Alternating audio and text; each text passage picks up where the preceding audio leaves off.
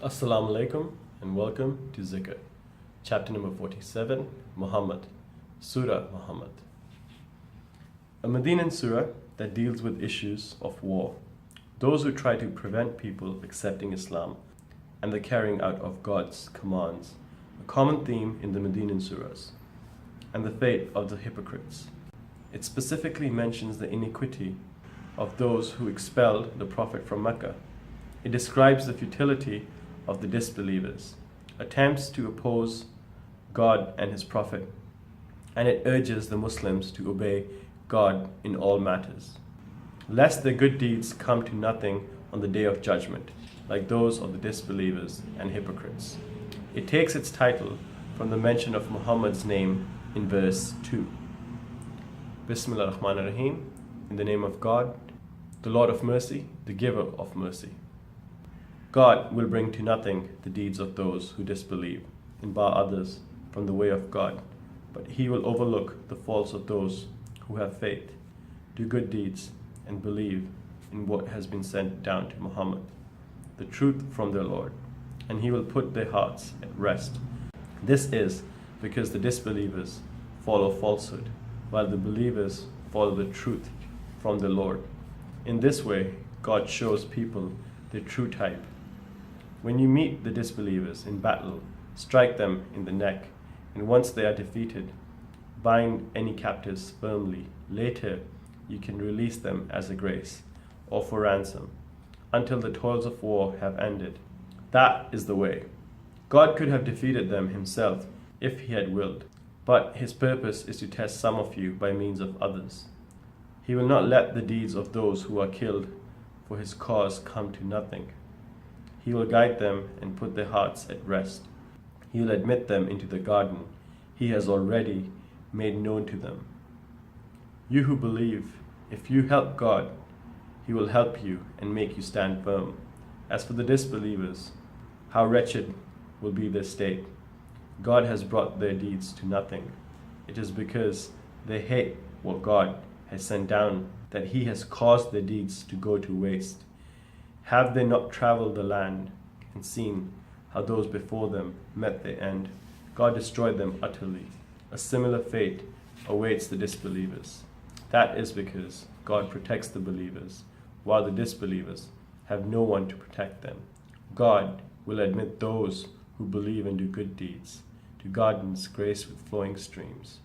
The disbelievers may take their fill of pleasure in this world and eat as cattle do, but the fire will be their home. We have destroyed many a town stronger than your own prophet, the town which chose to expel you, and they had no one to help them. Can those who follow clear proof from the Lord be compared to those whose foul deeds are made to seem alluring to them? Those who follow their own desires? Here is a picture of the garden promised to the pious: rivers of water forever pure, rivers of milk forever fresh, rivers of wine, a delight for those who drink, rivers of honey, clarified and pure, all flow in it. There they will find fruit of every kind, and they will find forgiveness from the Lord. How can this be compared to the fate of those stuck in the fire, given boiling water to drink that tears their bowels? Some of these people listen to you, Prophet, but once they leave your presence, they sneer at those who have been given knowledge, saying, "What was that he just said?" These are the ones whose hearts God has sealed, those who follow their own desires. But God has increased the guidance of those who follow the right path, and given them the awareness of Him. What are the disbelievers waiting for, other than the hour which will come upon them unawares? Its signs are already here. But once the hour has actually arrived, what use will it be then to take heed? So Prophet, bear in mind that there is no God but God, and ask forgiveness for your sins and for believing men and women. God knows whenever any one of you move, and whenever any of you stay still.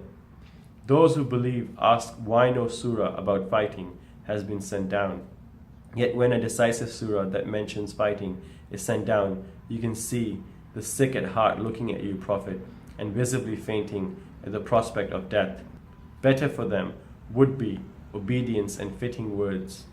Better for them to be true to God when the decision to fight has been made. If you turn away now, could it be that you will go on to spread corruption all over the land and break your ties of kinship? These are the ones God has rejected, making the ears deaf and the eyes blind. Will they not contemplate the Qur'an? Do they have locks on their hearts? Those who turn to their heels after being shown guidance are duped and tempted by Satan.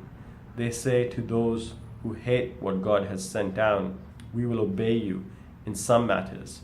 God knows their secret schemes.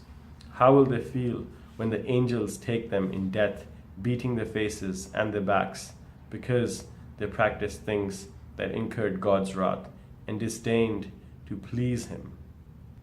He makes their deeds go to waste. Do the corrupt at heart assume that God will not expose their malice? We could even point them out to you, Prophet, if we wished. And then you could identify them by their marks, but you will know them anyway, by the tone of their speech. God knows everything you people do. We shall test you, see which of you strive your hardest and are steadfast. We shall test the sincerity of your assertions. Those who disbelieve, bar others from God's path, and oppose the messenger when they have been shown guidance. Do not harm God in any way. He will make their deeds go to waste. Believers, obey God and the messenger. Do not let your deeds go to waste. God will not forgive those who disbelieve, bar others from God's path, and die as disbelievers. So believers, do not lose heart and cry out for peace. It is you who have the upper hand. God is with you. He will not begrudge you the reward of your good deeds. The life of this world is only a game, a pastime. But if you believe and are mindful of God, He will recompense you. He does not ask you to give up all your possessions. You would be grudging if He were to ask you and press you for them, and He would bring your ill will to light. Though now you are called upon to give a little for the sake of God, some of you are grudging. Whoever is grudging is so only towards himself. God has no needs, and you are the needy ones. He will substitute other people for you if you turn away, and they will not be like you. Ameen. Sadaqallah Azim.